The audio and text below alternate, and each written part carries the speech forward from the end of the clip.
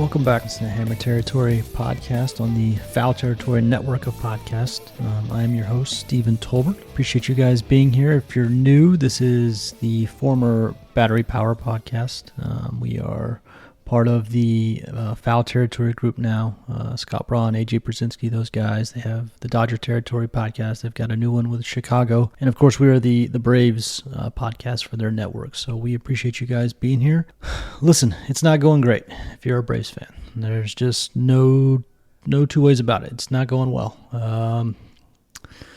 We're recording this just after the Braves just lost a series to the Nationals, just played 4 games at home against the Nationals and lost 3 of 4.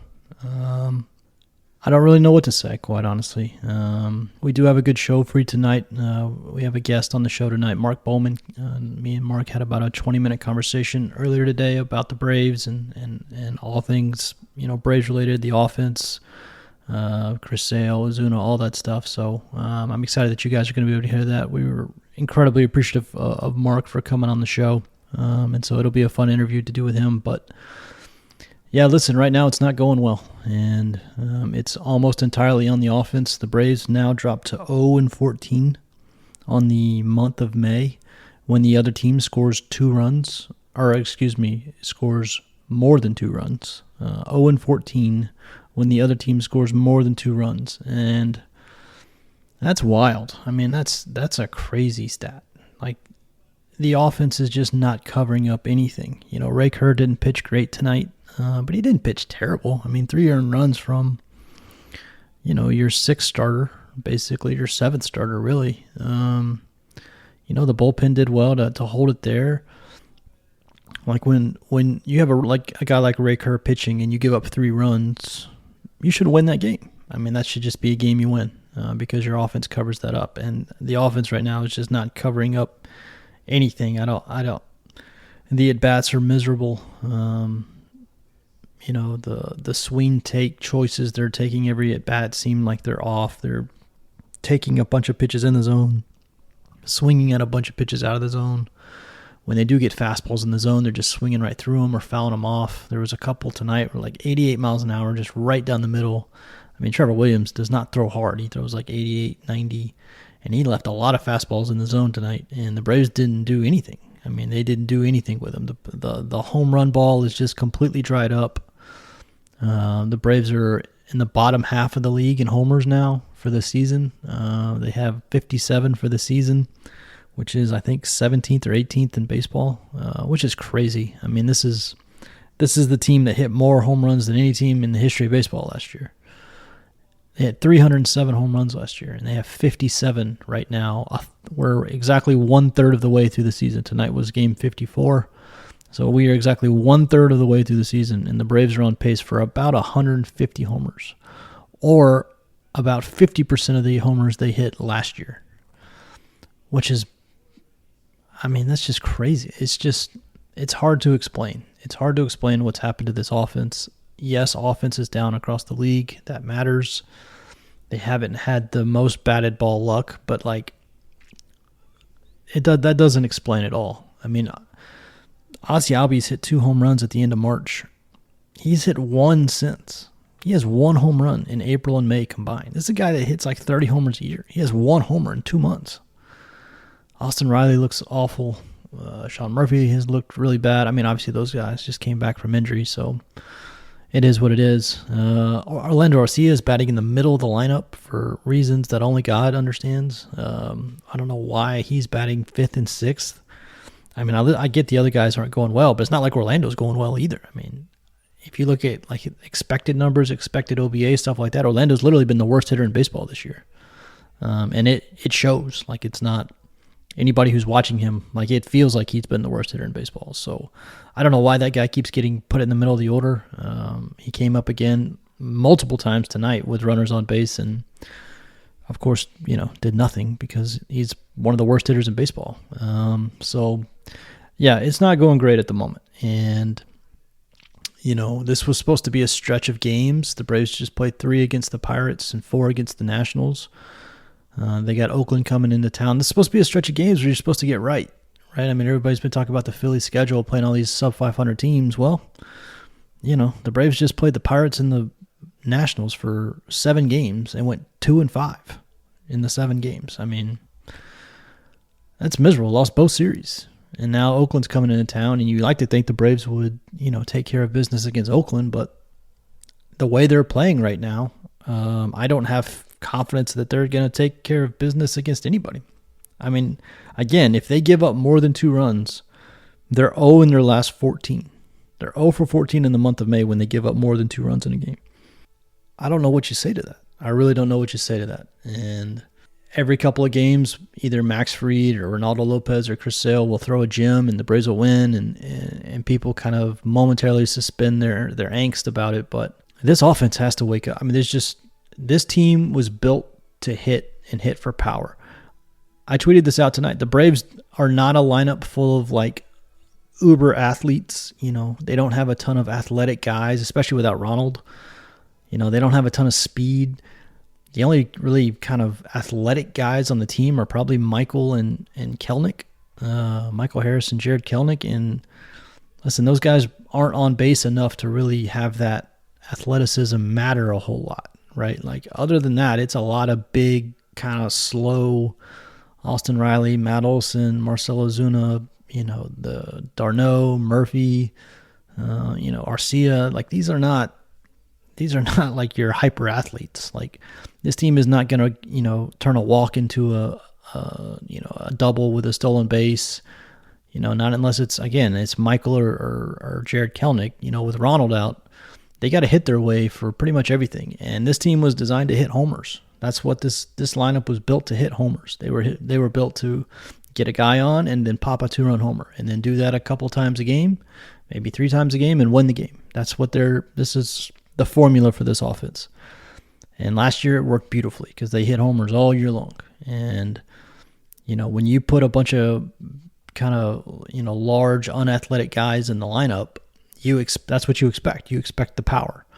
Well, the Braves again are like 18th in the league in home runs, and they're not going to string together 5 or 6 singles in a row. Like that's not what this team is. It's not what it was designed to do.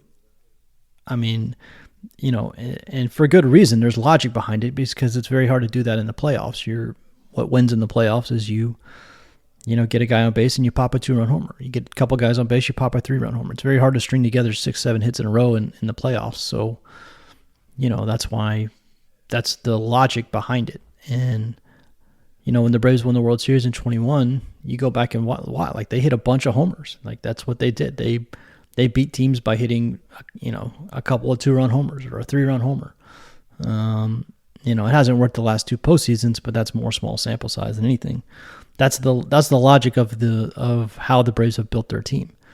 Is you get a couple guys on, you pop a homer, and that's your offense. And when you're not hitting the homer, it doesn't work. And the Braves have not been hitting the home run this year. Again, they're bottom half of the league. The Mets have hit more homers than the Braves this year, which is crazy. And the offense is paying for it right now. I mean, they're struggling to score 1 or 2 runs a game at the moment. Again, I didn't think Ray Kerr pitched that poorly tonight. In one bad inning, I think there was an error in there, and that was it. That was the game, and it kind of feels like that lately. If the other team scores anything at all, it feels like the game's over. I mean, that 3-run lead, which was a 2-run lead after Kelnick tripled in the bottom half and came in on a sac fly, but that 2-run lead for the last 6 innings of the game felt like a 10-run lead. I mean, at no time did it feel like the Braves were going to make that up, which is crazy. I mean, last year they could get down 5-6-0, and it was just inevitable that they would cover that up. And now if they get down more than 2 runs, you're like, well, that's game. Game's over. And you're not wrong. I mean, you haven't been wrong if you've been watching for the last month. So I don't know what's going on with the team. I don't know what's going on with the offense. But yeah, we're going to be here to cover it. I do want to get to the interview with Mark Bowman because he was gracious enough to sit down with me for about 20, 22 minutes, something like that. We covered a bunch. So I do want to get there. We're going to have a break first, and then when we come back, we're going to do the interview with Mark. And joining us today on the Hammer Territory podcast is someone who doesn't need much of an introduction for Braves country. He's been MLB.com's beat writer for the Atlanta Braves since 2001. It's Mr. Mark Bowman. Bo, how you doing, sir? Good to be here. excited for this new podcast. It seems to be going great, and look forward to being a part of it.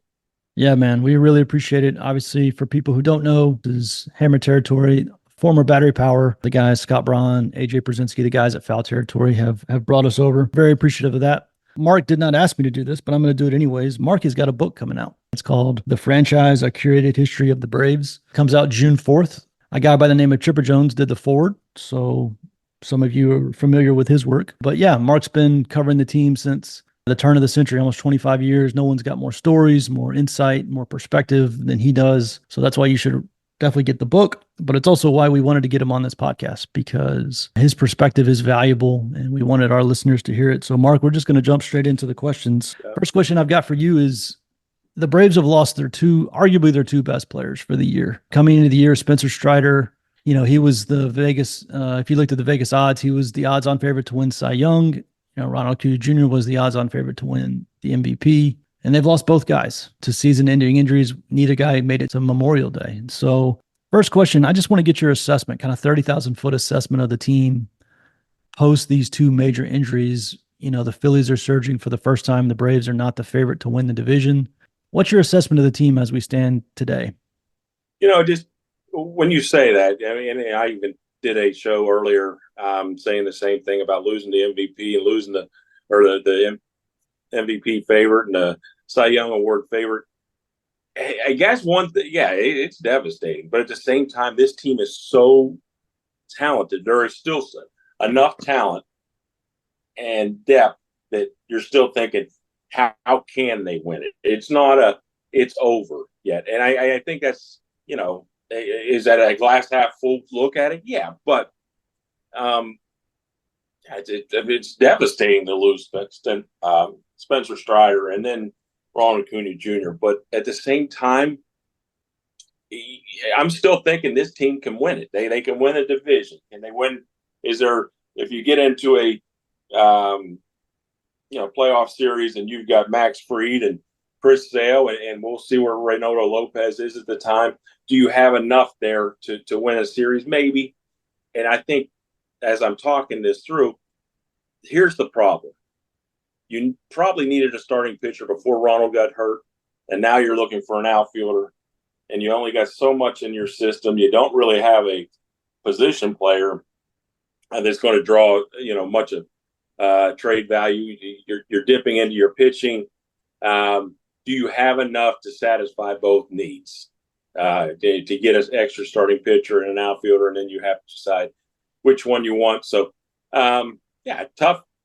This is as tough an entry season as I can remember. I mean, just looking at those two injuries, but now all of a sudden you wake up this morning and find out that AJ Minter is dealing with an issue, and you think about how many injuries there's been there. I still think this team's going to the playoffs, but it's going to be a heck of a challenge for both the players and Alex Anthopoulos as he tries to figure out how to fill some voids. They lost Sean Murphy for 2 months. They just got him back. They lost Austin Riley for about 2 weeks. Ozzie Albies has done an IL stint. Pierce Johnson, now AJ Minter. And the injuries have been brutal. Everybody deals with injuries, of course, so you can't make too much of an excuse about it. But I doubt any team has dealt with the injuries the Braves have dealt with. But one thing I want to get to, because this is kind of what everybody's talking about, it's the big topic in Braves country right now, is this offense. Now, obviously, injuries are part of that, but there's been a number of guys that have underperformed kind of expectations. Obviously, last year, the Braves had the best offense in baseball, one of the best offenses of all time. Quite honestly, probably a top 5 offense of all time. Hit as many homers as anybody has ever hit. This year just hasn't been the same. It's been a team led by pitching. The team is doing a really weird thing right now where they haven't won a game in the month of May when the other team scores more than 2 runs. You're around the team every day, Bo. I want your assessment. What's going on with the offense? I don't know how a team could, you've got Ronald who went from 23, 24% strikeout rate to 11 or 12 last year. And then, you saw Matt Olson, how he cut down his strikeouts in the middle of June last year. And, and also increases his power over those final 3.5 months. I guess the swing and miss, how drastic the change has been there has been the big surprise. You'd think that, is that a timing issue? Yeah, I mean, I kind of you kind of saw it with Ronald. You're like, okay, it's going to come around. It's just a timing issue.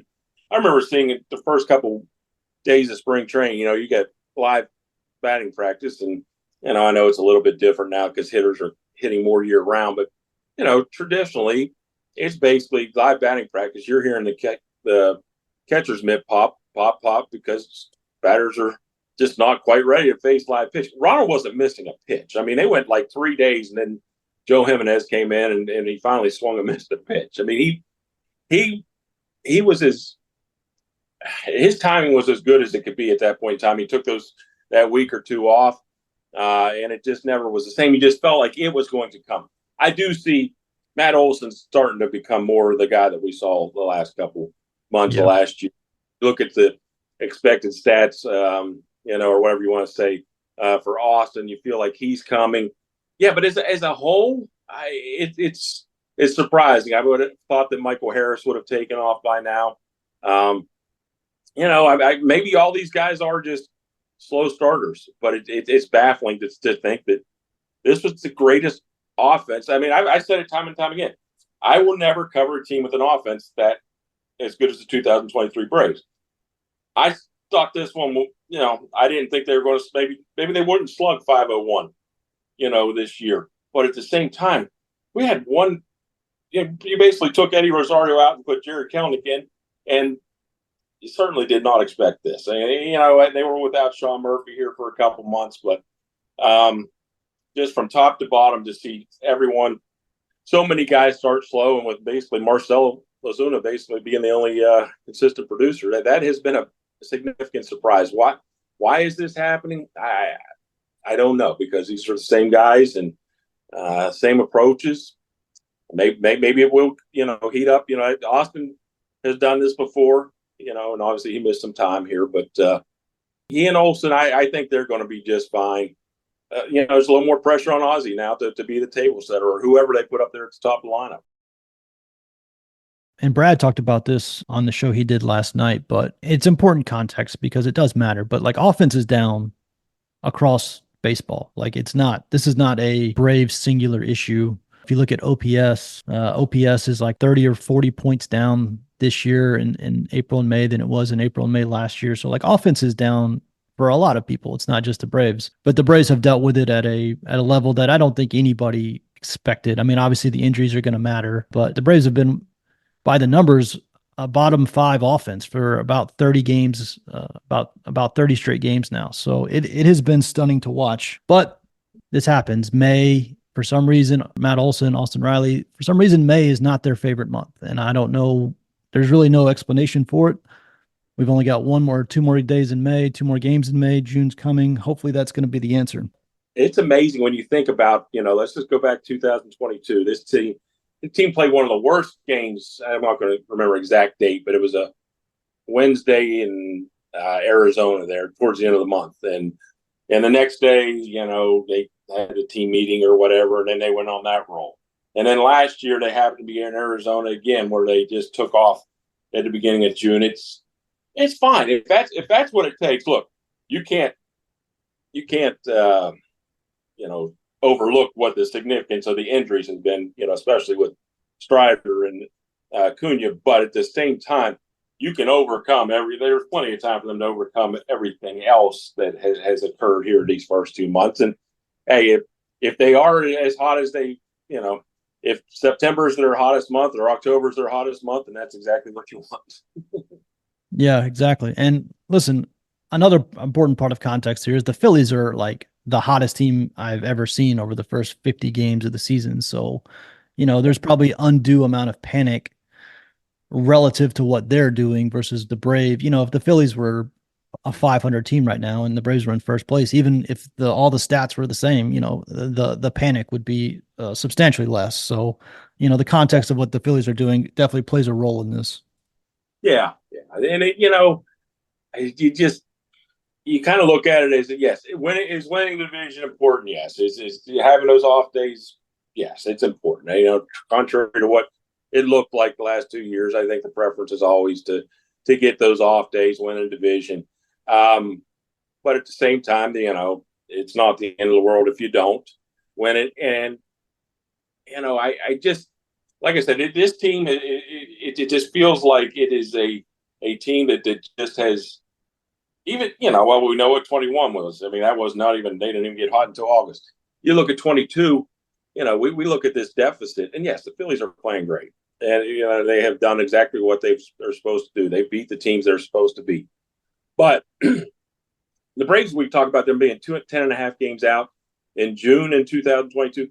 They were like 7.5 or 8 out on like August 10th or 11th. And, and the Mets played well that whole year. It's possible. It's not a lot, not fun thinking about trying to do it without Ronald and Spencer, but at the same time, I don't think you should get too worried about division deficit right now.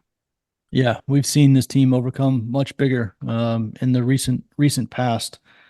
Um, I think we have to talk about Marcell Ozuna because listen, we've all been around since he signed 2020. He was one of the best players in baseball. 2021, he has the domestic violence, he has the drinking and driving.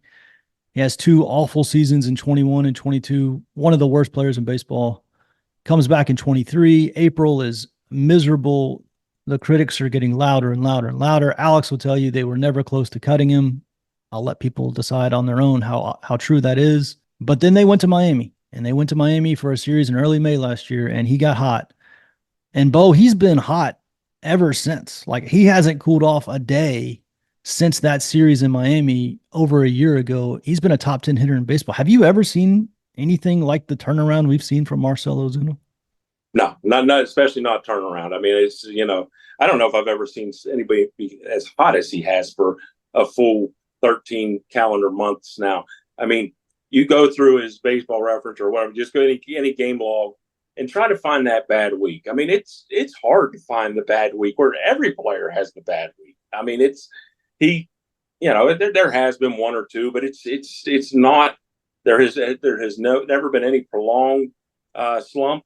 And it's a credit. I got to give Marcell a lot of credit. There's a lot of people who are always going to say, "Look, I don't care about." They're going to say, "Look, he was a domestic violence arrest, a DUI, whatever. I don't care what he does. I don't like him." I see him as a changed man. I don't think he's going out and partying as much as he did and this kind of stuff. I'm not going to say he's wiped completely out because I don't know. I don't see him away from the stadium. I'm not going to say that, but I will say this. I think he committed himself to baseball. He committed himself to his family, is what he said. And we have seen a big turnaround. I did not see this coming. I was among those critics. I was the one saying that he's hitting like the guy who was blind the year before, Eddie Rosario, comparing those stats. Marcell was livid at me and, was never going to talk to me. And we went to Toronto last year and he, I had to ask him a question, like how good does it feel to be going well right now? And he just turned his head and just said hard work. And, he was refusing. And I get it. I mean, I was ripping the guy, because we all were ripping the guy. There was no way. And then all of a sudden, her Frenchie goes, he's looking dangerous again. And I went, you started to get that feeling when he was coming to play. You're like, this guy was lost 2 weeks ago, and now all of a sudden he's back to being that feared bat that maybe you saw in some years with the Marlins and Cardinals, and like you said, 2020. But it's a credit to him that he is loved in that clubhouse. That I can tell you. He makes the guys laugh. To me, it felt like he helped Olson a lot to cut down strikeouts last year. I don't know. I've never been able to say like exactly. I've asked Olson. I've asked Ozuna. I think just talking hitting. They just kind of. I don't know if it was one specific thing, but I think he helped Olson. Maybe swing a little earlier in the count. I think that was the big key to Olson last year is when he started. Not getting behind the counter, jumping out and taking advantage of pitches in the zone early. But he's been big for Michael Harris and Olson, and you see him sitting around laughing. Like I said, people are going to be mad at him forever and say he's this, he's that. He's changed. He's a different guy. And, in all honesty, I enjoy being around him right now because, that's all That's all we can ever ask is for a second or third, whatever you want to say, second chance. You take advantage of it. We all need that in life. Yeah. And Snit, he'll tell you that guy is beloved, like not just liked in the clubhouse, but beloved in the clubhouse. Like to a man, every single guy loves Marcell Ozuna. And like you said, people can think what they want to think, but what it ultimately comes down to is the 26 guys in that clubhouse, and they love him. And he has earned their respect, obviously. And in a lot of ways, this is a put up or shut up game. And when you're hitting the way he's hitting and producing the way he's producing, I mean, you can't really say anything bad. I mean, even if you're somebody who's hell bent on being negative about him, you can't do anything but respect what he's done for over a year. I mean, it's been incredible. He's been productive. I don't ever want to see him wear a glove again and play the field, but at the same time, as long as Amen. he's DH, he's just fine. And it's I'll tell you what, Arcia and Albies, they just go back and forth with Ozuna, and it's laughing, and they're ripping on him, and he's trying to rip on them. I always try to say who's the best smack talker in the clubhouse, and Olson seems to get the nod. I like Darno's the sneaky. He's under the radar, but he throws the jabs in, just walks away real silently. But when you hear the banter there between Ozuna and and even Ozuna with Olson, it's funny. It's he brings energy to that clubhouse. There is no doubt about it. Marcell brings energy to that clubhouse. Olson and Ozzy are always my favorite because it's like the two extremes of like the human body, and the the way they yap at each other from first and second base is always funny to me. All right, so I know we only got a few more minutes here with Bo, so I do got to ask. I have to ask about Chris Sale because um, this might go down as one of. I mean, Alex has made a ton of great moves since he's been the GM, but I liked Von Grissom, but a guy without a clear defensive position who maybe not gonna have the most power. Getting a guy like Chris Sale and then getting a 3-year contract, a 2+1 contract for Von Grissom, at the level Chris Sale is pitching, this might go down as one of Alex's best moves. There's no doubt. What Chris Sale has done this year, he's proven that he can get back to where he was there in 2017, 2018, which is at that point in time, he was on a Hall of Fame, his career was on a Hall of Fame mark. And, he was as good as it got in the game. Here's a guy who, 7 straight years, top 6 Cy Young Award finishes. He's close to being back to that guy. Maybe it's not like just absolutely overpowering, but that slider is devastating. The fastball is pretty, it's still electric at times when he wants to get it up there. And like you said, I mean, to give up Von Grissom, here's a guy that didn't have a position. That's, all of a sudden he got to down there in Fort Myers and they shut him down what they called the hamstring groin. He had the yips is what I've been told. And he just, it's a tough break. I mean, Von's a great kid. And here's another guy who didn't really like me all that much because I said he couldn't play shortstop. But I do like him as a kid. I think he's a hard worker. I think he's smart. I think he can hit better than he is right now. But it's like you said, where's the power going to be? He was going to be limited. He's a good utility player. And if the Braves got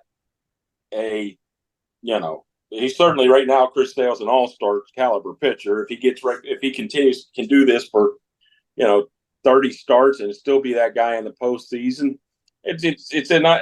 you're right. Alex has had a lot of great trades, but this one may be the best.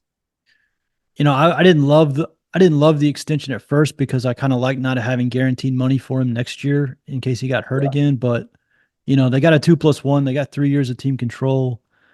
If he's anywhere close to this dude, obviously you got to knock on wood with Sale. He's got an injury, history like a CVS receipt. So you always got to knock on wood. But the way he's looked has been incredible.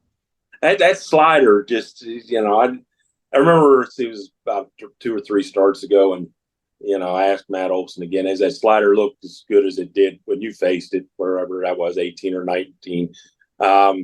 And he said it might be better. And then I went upstairs and started looking at run value and that kind of stuff for the slider. And I think we did, run value per 9 innings, and it was actually higher. There was some tangible evidence that the slider might be even better than it was before. And one thing that that we have been reminded of with Sale is the importance of a healthy offseason. I mean, just to be able to come to spring training ready to go is just so vital. I mean, how many times have we seen it? Just we saw it with Mike Minor. Remember, he had that little setback that one year, and then what it did to Kyle Wright, and just and then these are just two of many examples. But when there's any kind of interruption, or you're any kind of limitations heading into that's in spring training, it's tough to